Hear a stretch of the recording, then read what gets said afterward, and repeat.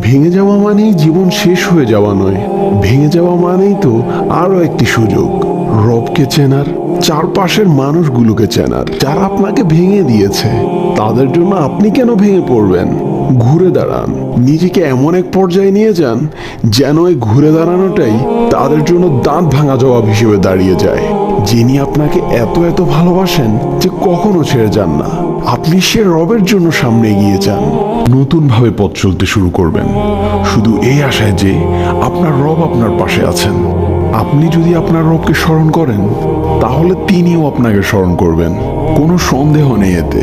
তাই কোনো সংকোচ ছাড়াই আল্লাহর উপর তাওয়াক্কুল করে এগিয়ে যাওয়া আপনার জন্য কল্যাণকর। ভাঙা হৃদয়কে জোড়া লাগানোর জন্য আল্লাহই যথেষ্ট। যে আল্লাহর উপর ভরসা করে তার জন্য আল্লাহই যথেষ্ট। হে আমার রব, আমার এই ভাঙা হৃদয়টি সবসময় আপনাকেই খুঁজে বেড়ায়, শুধু আপনার দয়ার আশায়। কারণ আমি জানি আমার রব আমাকে কখনো নিরাশ করবেন না।